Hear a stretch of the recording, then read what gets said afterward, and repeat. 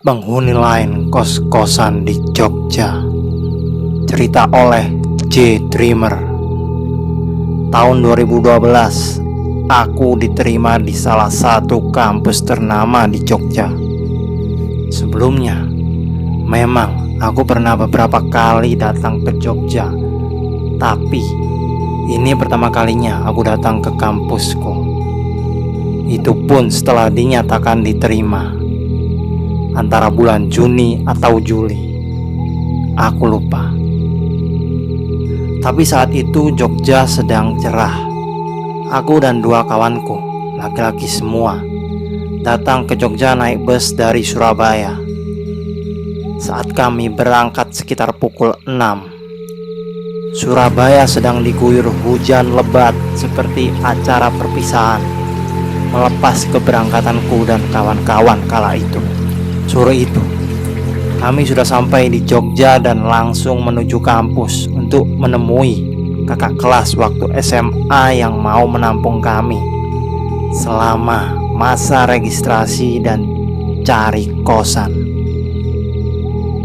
Berhubung aku sendiri yang cewek dan yang dua laki, kami pun berpisah. Aku diajak menginap di kos kakak kelasku di daerah Jakal, kilometer 4,5, dan dua temanku pergi ke tempat kakak kelas yang laki-laki. Aku lupa daerahnya. Kos kakak kelasku nih dari luar sudah nampak sintrung, kalau orang Jawa bilang, yang artinya sunyi. Kos tersebut terdapat 2 lantai, dan kamar kakak kelasku di lantai 2. Bukan hanya dari luar saja, tapi di dalam jauh lebih sunyi. Apa gara-gara belum pada balik kos kali ya? Pikirku saat itu. Dari tangga menuju ke lantai 2, lampunya sudah sedikit redup. Terlebih lagi, lorong depan kamar kakak kelasku menuju ke kamar mandi lebih redup lagi. Aku berpikir, ini kos belum bayar tagihan listrik apa belum sempat ganti bola lampu apa ya? Tahan bener nih penghuninya dengan kondisi redup-redupan kayak gini. Waktu aku sampai lokasi sudah menjelang maghrib. Jadi aku cepat-cepat masuk ngikutin kakak kelasku ke kamarnya biar cepat naruh tas, mandi, terus sholat maghrib. Waktu masuk kamar kakak kelasku, aku sedikit lega karena lampunya lebih terang. Meskipun kamarnya sempit menurutku, sekitar 2,5 meter kali 2,5 meter. Kalau gak salah dengan rada berantakan, karena sedang banyak tugas katanya. Kalau mau mandi di luar ya dek, tak tunjukin tempatnya, kata kakak kelasku. Karena di kos tersebut kamar mandi luar, segera aku ngikutin dia sambil bawa baju ganti serta handuk karena kondisi udah gerah banget seharian perjalanan Surabaya Jogja yang lumayan macet. Dan terima kasih keadaan, lampu di depan kamar mandi tiba-tiba mati. Bener pikirku tadi, kayaknya mereka belum sempat ganti bola lampu. Yah, mati dek lampunya. Sambil nyalain, matiin, dan nyalain lagi lampu. Kali aja nyala mungkin, pikir kakak kelasku. Nanti kalau ada apa-apa teriak aja ya dek. Duh, kalimat kakak kelasku nih yang bikin mikir yang aneh-aneh. Dengan sesantai mungkin aku masuk ke kamar mandi. Kebetulan adzan maghrib juga udah selesai. Jadi biar gak kehabisan waktu maghrib, maklumlah ya, cewek mandinya lama. Tapi perlu diingat, jangan bayangin cewek lagi mandi kayak di film-film horor Indonesia ya. Waktu aku mulai mandi sih biasa aja, gak mau terlalu lama juga sih. Tapi perasaanku kembali gak enak, semacam ada yang ngintipin. Aku lihat ke kanan, kiri, ke atas, gak ada apa-apa. Bagian paling aku takutin saat mandi adalah cuci muka, karena aku gak bisa lihat apa-apa kalau lagi cuci muka. Berdoa sajalah, pikirku, sambil nyanyi pelan biar gak mikirin ketakutan itu. Waktu udah selesai sabunin muka, aku nyari gayung mau bilas mukaku saat itu. Karena perih, jadi gak bisa buka mata, cuman bisa meraba-raba. Kira-kira gayung itu ada di mana ya? Dan ketemulah gayung yang aku cari. Waktu aku pegang gagang gayung yang udah ada airnya, tiba-tiba ada tangan dingin yang pegang pergelangan tanganku sambil narik kuat banget. Aku mau teriak, tapi gak bisa. Ketenggengan kalau kata orang Jawa. Sambil terus berusaha menarik tanganku, aku cuman bisa diam 1000 bahasa. Akhirnya gayungnya aku lepasin dan tanganku juga berhasil lepas. Cepat-cepat aku ambil air pakai tangan buat basuh muka, dan biar bisa lihat siapa yang narik tanganku barusan. Dan gak ada apa-apa. Buru-buru aku langsung selesaiin mandinya. Waktu aku mau keluar kamar mandi, pintunya tiba-tiba gak bisa dibuka. Ya Allah, cobaan apa lagi ini? Aku tarik kuat-kuat, tapi masih juga gak bisa terbuka. Aku panggil kakak kelasku, juga gak ada jawaban. Mungkin lagi sholat dia, pikirku saat itu. Masih teringat kejadian barusan. Apa ini acara lanjutan dari perkenalan tadi? Sudah cukuplah perkenalannya, pikirku. Dan benar dugaanku. Dari pojok atas kamar mandi muncul mbak-mbak rambutnya panjang, wajahnya hitam, sambil tersenyum menatapku. Dia merayap dari atas plafon menuju bak kamar mandi. Allahu Akbar. Aku tarik sekuat mungkin pintu kamar mandi, dan akhirnya terbuka. Saat itu, tanpa pikir panjang, aku langsung lari ke kamar. Setelah masuk ke kamar, aku duduk termenung sambil mikirin kejadian barusan. Kenapa dek? Mbak sholat tadi nggak jawab, tanya kakak kelasku. Tapi aku gak berani cerita tentang kejadian tadi, apalagi posisiku masih di kos itu. Gak mau lama-lama mikirin kejadian tadi. Aku langsung sholat biar lebih tenang dan bisa cepat istirahat. Baru hari pertama di Jogja dan udah dapet salam hangat nan mendebarkan dari penghuni lain kos. Yang aku pikirin saat itu, aku gak mau kos di situ.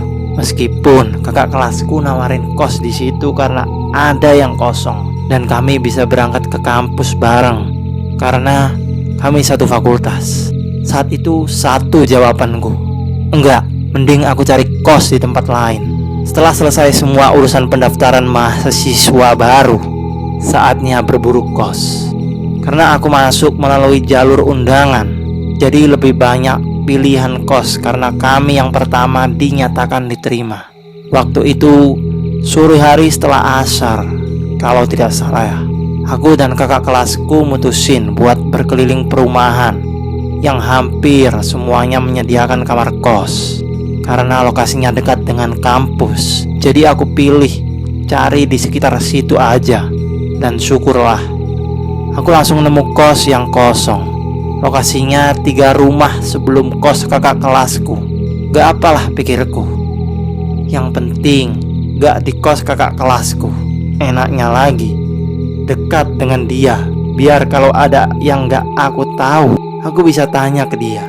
Maklum, kakak kelasku tuh orangnya pinter banget dan super baik, jadi pasti mau dimintai tolong. Dari luar bangunannya masih baru, bersih dan rapi. Ada 2 lantai. Lantai 1 bagian tengah dihuni pemilik kos beserta istri dan 3 anaknya. Dan di sampingnya terdapat 1 ruang tamu, 7 kamar, 2 kamar mandi. Karena kos aku kamar mandi di luar semua, 1 dapur dan 1 tempat jemuran. Sedangkan di lantai 2 totalnya ada 17 kamar, 6 kamar di bagian tengah yang saling bersingkuran sehingga membentuk persegi 4. 11 kamar di samping yang mengelilingi bangunan kos. 2 kamar mandi di bagian tengah belakang, 1 tempat jemuran di belakang, dan ada 2 tangga di sebelah kanan dan kiri. Oh iya, kamarku ada di lantai 2 di bagian tengah yang belakang dekat kamar mandi. Seperti ada yang pas di hatiku. Tanpa basa-basi, aku langsung kasih DP ke ibu pemilik kos. Tak berselang lama setelah aku dapat tanda terima pembayaran, datang seorang ibu beserta suami dan anak perempuannya. "Bu, saya tadi jadi ambil kamar kos di sini," kata si ibu. "Maaf bu, sudah ada yang nempatin sekarang. Ini mbaknya udah DP barusan," kata bu kosku. "Kan saya tadi duluan bu, kok dikasih ke orang lain?" Si ibu gak terima. "Tadi saya sudah bilang kan bu, siapa cepat dia dapat. Ibu gak DP tadi sih, dan saya bebas kasih ke orang lain. Kecuali ibu sudah DP," jelas bu kosku saat itu. Sambil mendengarkan perdebatan panjang antara bu kosku dan si ibu tadi, aku dalam hati mikir, untung aku udah DP duluan. Setelah dapat kos, aku kembali pulang ke rumah karena kegiatan perkuliahan dimulai bulan depannya. Seminggu sebelum ospek, aku udah balik ke Jogja karena banyak hal yang harus aku persiapkan. Biasa, masih maba, takut bikin salah. Meskipun ospek belum dimulai, aku udah sering pulang menjelang maghrib karena menyelesaikan tugas-tugas persiapan ospek dengan teman-teman baruku. Seperti yang aku harapkan, ospek berjalan lancar dan menyenangkan. Meskipun sehari setelah aku sampai Jogja, tipesku kambuh selama seminggu. Tapi itu semua tidak menghalangi semangatku sebagai maba. Sebulan, 2 bulan, hingga 3 bulan sebagai maba, tidak, atau tepatnya belum ada kejadian ganjal yang aku alami di kosan. Tapi semua dimulai saat akhir semester 1 atau akhir 2012. Saat itu aku lagi banyak tugas kuliah dan ujian esai yang bisa dibawa pulang ke kos, atau lebih dikenal dengan ujian take home. Aku bukan orang pintar, jadi sebisa mungkin aku belajar dengan sungguh-sungguh biar bisa lulus tepat waktu. Dan beasiswaku gak dicabut sama pemerintah. Kalau sudah belajar, aku biasanya tahan sampai tengah malam. Tanpa sadar, waktu sudah menunjukkan pukul 12:30 dini hari. Dan sialnya, aku baru kerasa lapar. Padahal di kamarku sedang tidak ada persediaan makanan. Mau keluar beli makan, tapi aku takut karena burjo yang 24 jam sedikit jauh dari kosku. Kalau jalan kaki sendirian, biasanya sih ada mie dok-dok atau ronde yang lewat. Tapi entah kenapa di bawah pukul 12 itu udah paling malam mereka keliling di perumahan kosku. Jam berjalan cukup lambat. Aku lihat baru 30 menit aku lanjut belajar. Tepat pukul 1 dini hari, waktu aku lagi serius ngetik, tiba-tiba terdengar bunyi kerincing-kerincing. Suara lonceng mirip sama yang biasanya dibunyiin bapak penjual ronde. Tanpa pikir panjang, aku langsung keluar kamar menuju balkon lantai 2 buat panggil bapak ronde biar berhenti dan nungguin aku turun untuk menuju ke lantai 1. Tapi yang aku lihat hanyalah jalanan sepi tanpa ada orang pun yang lewat. Oh iya, dari balkon lantai 2 bisa lihat jalanan dari gang masuk sampai gang buntu yang dekat kos kakak kelasku. Dan deretan belakang kosku ada rumah-rumah, begitu juga dengan depan kos. Jadi aku gak mungkin dengar kalau ada penjual ronde dari gang lain. Aku balik lagi ke kamar dengan sedikit bingung. Apa aku salah dengar kali ya? Aku lanjut lagi belajar. Selang beberapa saat terdengar lagi suara kerincing-kerincing lonceng.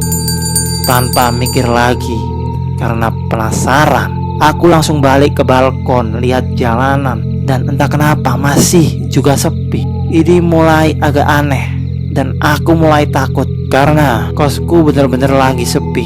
Udah tidur semua kayaknya. Aku balik lagi ke kamar dan buka Facebook. Kebetulan ada teman aku orang Jogja yang lagi online. Lumayan ada temen, pikirku. Buru-buru aku chat dan cerita kejadian barusan sambil lirik kanan kiri. Takut ada yang ngintipin. Temenku nih agak jauh beda sama aku. bisa merasakan yang suka tiba-tiba datang dan pergi tanpa permisi. Bos, tadi aku dengar suara lonceng kayak penjual ronde di depan kosku. Emang jam segini masih ada yang keliling? Jawabnya.